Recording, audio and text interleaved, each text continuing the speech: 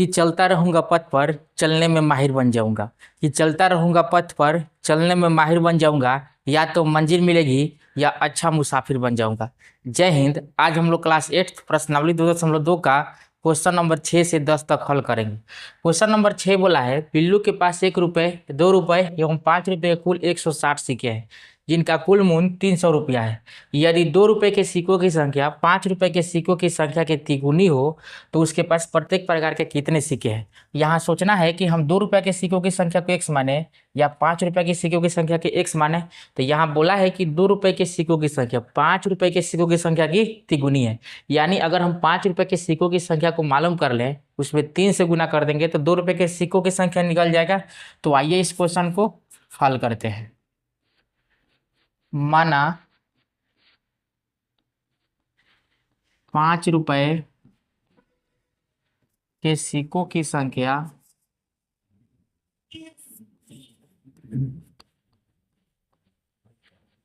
बराबर x, इसलिए 2 रुपये के सिक्कों की संख्या बराबर 3x, क्योंकि बोला है 3 से गुना। अब 5 रुपये के सिक्कों की संख्या मालूम हो गया और 2 रुपये के सिक्कों की संख्या मालूम हो गया, तो 1 रुपये के सिक्के की संख्या निकल के जाएगा, क्योंकि तीनों को मिलाकर कितना है 160 सिक्के हैं। यानी इन दोनों को जोड़ करके 160 में से घटा देंगे तो 1 रुपये का सिक्का निकल जाएगा। 1 रुपये के सिक्कों की संख्या बराबर 160 माइनस 3x और x 4x। क्या करेंगे, घटा देंगे। अब लिखेंगे प्रश्न अनुसार। प्रश्नानुसार तो देखिए बोला है x 5 रुपये कितने सिक्के हैं x, और इसमें अगर हम 5 से गुना कर देंगे तो 5 रुपये का जो सिक्कों की संख्या का मूल्य होगा वह निकल जाएगा। क्यों? क्योंकि अगर 5 रुपये के 7 सिक्के हैं तो हो जाएगा कितना रुपया, 35 रुपया। यानी 5 रुपये के 7 सिक्कों का मूल्य कितना होगा, 35 रुपया। अब 2 रुपये के सिक्कों की संख्या कितना है, तो 3x, और इसमें अगर हम 2 से गुना कर देंगे तो 2 रुपये के सिक्कों की संख्या का मूल्य निकल जाएगा। और 1 रुपये के सिक्कों की संख्या कितना है, 160 माइनस 4x, और इसमें हम गुना कर देंगे 1 से, तो 1 रुपये के सिक्कों की संख्या का मूल्य निकल जाएगा। और तीनों सिक्कों को मिला करके कुल मूल्य कितना है, तो 300 रुपया है। यानी तीनों प्रकार के सिक्के का कुल मूल्य 300 रुपया है। तो तीनों को जोड़ेंगे तो 300 रुपया आना चाहिए। अब 5 में 1 से गुना करेंगे तो हो जाएगा 5x, 3 दूना कितना हो जाएगा 6x, और 1 से किसी भी संख्या में गुना करते हैं तो उतना ही आता है, बराबर कितना हो जाएगा 300। अब देखिए 6x और 5x मिलकर के 11x हो जाएगा। 11x में से 4x घटा देंगे तो हो जाएगा 7x। 160 इधर प्लस में है, उधर जाकर क्या हो जाएगा, माइनस में हो जाएगा। यानी 300 माइनस 160, x बराबर क्या हो जाएगा, तो 0 का 0 हो जाएगा, 10 में से 6 हो जाएगा 4, 2 में से गया 1, 7 जो था इधर गुना में था, इधर आकर क्या हो जाएगा भाग, इसलिए x बराबर क्या हो जाएगा 20। थोड़ा सा इसको ऊपर करते हैं।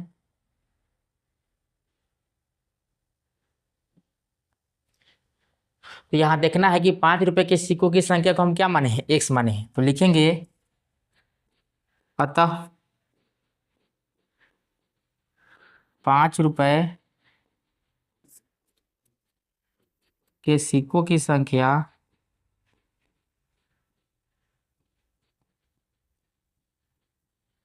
बराबर x बराबर 20। 2 रुपये के सिक्के की संख्या कितना है, 2 रुपये के सिक्कों की संख्या बराबर कितना माने 3x, यानी 3 गुने 20 बराबर 60। 1 रुपये के सिक्कों की संख्या कितना है,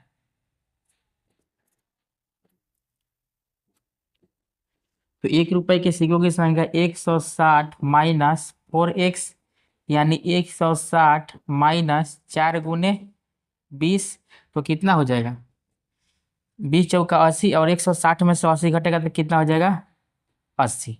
तो यह तीनों जो है यही इस क्वेश्चन का क्या है, आंसर है। यानी 20, 60 और 80 इस क्वेश्चन का आंसर होगा। 5 रुपये के सिक्कों की संख्या 20, 2 रुपये के सिक्कों की संख्या 60 और 1 रुपये के सिक्कों की संख्या 80। जब तीनों को जोड़ेंगे तो 160 सिक्के आ जा रहे हैं, यानी हमारा उत्तर क्या है, सही है। अब हम लोग देखते हैं क्वेश्चन नंबर 7। क्वेश्चन नंबर 7 बोला है पिता ने अपने 3 संतानों के बीच अपने संपत्ति का बंटवारा 1:2:3 के अनुपात में करता है और अपने लिए 1 लाख रुपए रखता है। यदि उसकी कुल संपत्ति 2.5 लाख यानी 2.5 लाख रुपया की हो तो प्रत्येक संतान को हिस्से के रूप में क्या मिला। तो चलिए इस क्वेश्चन को हल करते हैं।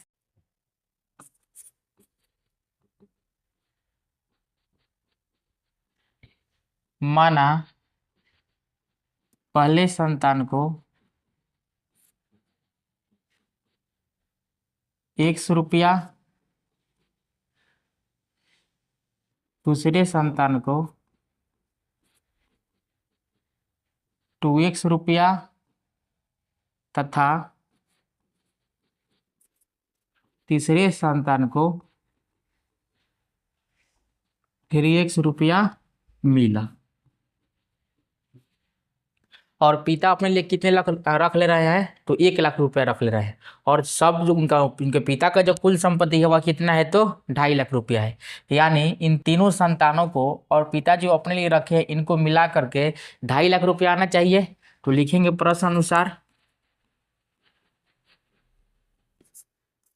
पहले संतान को कितना मिला है x, दूसरे संतान को कितना मिला है 2x, तीसरे संतान को कितना मिला है 3x और पिताजी अपने लिए कितने रख रहे हैं तो 1 लाख रुपया रख ले रहे हैं और उनके पास कुल संपत्ति कितना यानी इन चारों को जोड़ेंगे तो कितना रुपया है 2.5 लाख रुपया है। ठीक, अब इसको हल करेंगे यहां से आंसर प्राप्त होगा। तो 3, 2, 5 और 1 6x हो जाएगा बराबर 2,50,000 में से घटा देंगे 1 लाख, चूंकि यह इधर किस चीज में है जोड़ में उधर जाकर क्या हो जाएगा घटा हो जाएगा। x बराबर क्या हो जाएगा तो 2.5 लाख में से 1 लाख चला जाएगा तो बचेगा कितना 1,50,000। 6 इधर गुना में थे इधर अगर क्या हो जाएगा भाग हो जाएगा। अब इनको कटा देंगे तो हो जाएगा 6 दूना 12, बचा इसमें से 3 तो हो गया 30, 6 बचे 30 और 3 जीरो का 3 जीरो आ जाएगा यानी कितना आया x का मान लिखेंगे इसलिए x बराबर 25,000 यानी पहले संतान को कितना मिला है 25,000 रुपया। तो लिख देंगे नीचे लिख देंगे अतः थोड़ा सा इसको ऊपर कर रहे हैं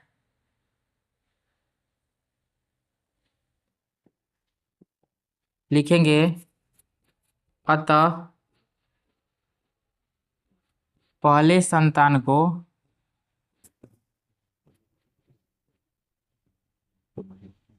x रुपया यानी 25,000 रुपया मिला। दूसरे संतान को 2x रुपया यानी 2 गुने 25,000 बराबर 50,000 रुपया मिला। तीसरे संतान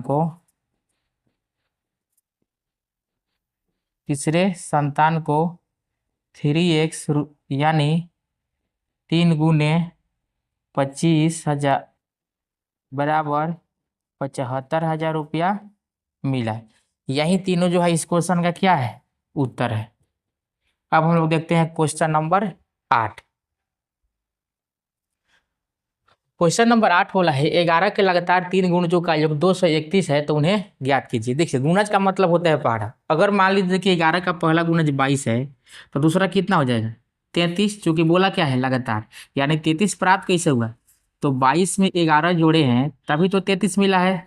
तो तीसरा गुणज कितना हो जाएगा यानी 22 में हम जोड़ दें 11 प्लस 11 यानी 11 को 2 बार जोड़ दें तो हो जाएगा 44। यह 11 का क्या है लगातार गुणज है यानी अगर हम इसको x मान लें तो अगला गुणज क्या हो जाएगा यानी x प्लस 11 यानी 22 प्लस 11 बराबर 33। तो चलिए हम इस क्वेश्चन को हल करते हैं। माना 11 का पहला गुणज बराबर x, 11 का दूसरा गुणज बराबर x प्लस 11, फिर 11 का तीसरा गुणज बराबर x प्लस 11 यानी x प्लस 22। अब लिखेंगे प्रश्न अनुसार, चूंकि तीनों गुणजों को मिलाकर कितना है 231। x plus 11 plus x plus 11 यानी x प्लस 22 बराबर कितना है 231। अब क्या करेंगे, इसको हल करेंगे। x यानी कितना हो जाएगा 3x, 22 और 11 में कितना हो जाएगा 33 बराबर 231। 3x बराबर 231 माइनस 33, x बराबर क्या हो जाएगा, तो 11 में से 3 जाएगा 8, 11 में से 3 गया 8, यह बचा 2 यानी 12 में से 3 गया 9 और 1 का 1 यानी कितना आ गया 198। 3 जो था इधर गुना में था, इधर अगर क्या हो जाएगा भाग हो जाएगा, 3 छक 18, फिर 3 छक 18 यानी यह कैंसिल हो गया। इसलिए x बराबर कितना आ गया 66, यानी 11 का पहला गुणज क्या हो गया 66। तो लिख देंगे अतः 11 का पहला गुणज बराबर 66, 11 का दूसरा गुणज बराबर x प्लस 11 यानी x प्लस 66 प्लस 11 बराबर 77। 11 का तीसरा गुणज बराबर x प्लस 22 यानी 66 प्लस 22 बराबर कितना हो जाएगा 88। तो यही तीनों क्या होगा, एक आंसर यह होगा, एक आंसर यह, एक आंसर यह, यानी इस क्वेश्चन का जो आंसर होगा वह हो जाएगा 66, 77 और 88, यही होगा इस क्वेश्चन का आंसर। अब हम लोग देखते हैं क्वेश्चन नंबर 9। क्वेश्चन नंबर 9 बोला है, संकुल संसाधन केंद्र मध्य विद्यालय फरना में आयोजित बाल मेले में प्रत्येक विजेता छात्र को 2 कलम एवं विजेता को छोड़कर शेष सभी प्रतिभागियों को 1 कलम दिया गया है। यदि 100 छात्रों के बीच 120 कलम दिए गए तो विजेताओं की संख्या ज्ञात कीजिए। जैसा कि हम लोग जानते हैं जो क्वेश्चन पूछता है उसी को x मान लेते हैं। तो लिखेंगे हल, माना विजेताओं की संख्या बराबर x। तो उप विजेताओं की संख्या कितना हो जाएगा, टोटल 100 छात्र हैं, विजेताओं की संख्या x हो गया, तो उप विजेताओं की संख्या 100 माइनस x यानी उप विजेताओं की संख्या बराबर 100 माइनस x। अब लिखेंगे प्रश्न अनुसार, प्रश्न अनुसार बोला क्या है कि प्रत्येक विजेता छात्र को 2 कलम दिया जाता है और विजेता छात्रों की संख्या कितना है x है, यानी x में 2 से गुना कर देंगे तो विजेता छात्र की कलम की संख्या निकल जाएगा और शेष 100 माइनस x जो है यह उप विजेता छात्र है, 100 माइनस x, और उप विजेता छात्र को कितना कलम दिया जाता है तो 1 कलम दिया जाता है, यानी इसमें अगर हम 1 से गुना कर देंगे तो उप विजेता छात्रों को कितना कलम मिला वह निकल जाएगा।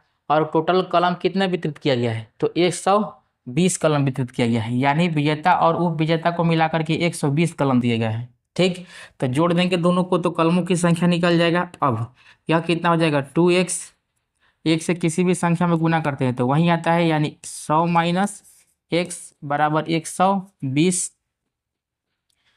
2, तो 2x में से x घट जाएगा यानी कितना बचेगा x बराबर 120, यह 100 जाकर के उधर घट जाएगा, इसलिए x का मान कितना आ गया 20, यानी विजेताओं की संख्या कितना हो गया 20। तो जो x है वही विजेताओं की संख्या है और वही पूछा है हमसे विजेताओं की संख्या। तो लिख देंगे अतः विजेताओं की संख्या बराबर 20, यही हो जाएगा इस क्वेश्चन का आंसर। अब हम लोग देखते हैं क्वेश्चन नंबर 10। क्वेश्चन नंबर 10 बोला है रवि के पिता की वर्तमान उम्र, रवि के वर्तमान उम्र के तिगुने से 5 वर्ष अधिक है। 5 वर्ष बाद उनकी उम्रों का योग 47 वर्ष होगा। दोनों की वर्तमान उम्र ज्ञात करें। तो यहाँ ध्यान देना है कि रवि के वर्तमान उम्र को x मानेंगे कि रवि के पिता के वर्तमान उम्र को x मानेंगे। तो बोला है रवि के पिता की उम्र, रवि के वर्तमान उम्र के तिगुने से 5 वर्ष अधिक है, यानी रवि के उम्र को क्या मान लेंगे, x मान लेंगे। तो लिखेंगे माना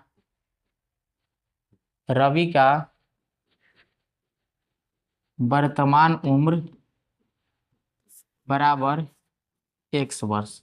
तो पिता का वर्तमान उम्र कितना हो जाएगा, इसलिए पिता का वर्तमान उम्र बराबर क्या बोला है, रवि के वर्तमान उम्र के तिगुने से 5 वर्ष अधिक, यानी x का तिगुना 3x से 5 वर्ष क्या है, अधिक है। तो इतना वर्ष हो जाएगा रवि के पिता का उम्र। 5 वर्ष बाद उनकी उम्रों का योग 47 वर्ष होगा। तो लिखेंगे अब प्रश्न अनुसार क्या बोला है, 5 वर्ष बाद, यानी रवि के वर्तमान उम्र से 5 वर्ष बाद इसका उम्र हो जाएगा x+5, और इनके पिता का उम्र कितना हो जाएगा 5 वर्ष बाद, तो 3x+5 और +5, और दोनों का योग मिलाकर के कितना हो रहा है, 47 वर्ष है। तो लिख देंगे 47, क्योंकि बोला है 5 वर्ष बाद उनकी उम्रों का योग 47 वर्ष है, यानी रवि का उम्र और उनके पिता का उम्र जोड़ेंगे तो कितना आएगा, 47 वर्ष आएगा। तो x और 3x मिलकर कितना हो जाएगा, 4x, 5 5 10 और 5 मिलकर कितना हो गया, 15 बराबर 47। तो 4x बराबर कितना हो जाएगा, 47 - 15, चूंकि इधर किस चीज़ में जोड़ में, उधर जाकर के घटा हो जाएगा। तो x बराबर क्या हो जाएगा, 7 में से 5 जाएगा तो बचेगा 2, और 4 में से 1 गया 3, 4 गुना में आकर के इधर क्या हो जाएगा, भाग, यानी 4 8 कितना हो जाएगा, 32। इसलिए x बराबर 8। अब x किसका उम्र है, बोला गया है दोनों के वर्तमान उम्र, यानी रवि का वर्तमान उम्र कितना है, x वर्ष, यानी 8 वर्ष। तो लिख देंगे अतः रवि का वर्तमान उम्र बराबर x वर्ष, x बराबर 8 वर्ष, और उनके पिता का वर्तमान उम्र, यानी रवि के पिता का वर्तमान उम्र, रवि के पिता का वर्तमान उम्र बराबर कितना था वर्तमान उम्र, तो 3x+5, यानी 3x+5, यानी 3 गुने 8 + 5, 8 तरीका 24, और 5 कितना हो जाएगा, 29 वर्ष। एक आंसर यह है और एक आंसर यह है। अगर आपको यह क्वेश्चन समझ में आया हो तो वीडियो को लाइक करें और चैनल को सब्सक्राइब करें। मिलते हैं नेक्स्ट वीडियो में, तब तक के लिए जय हिंद।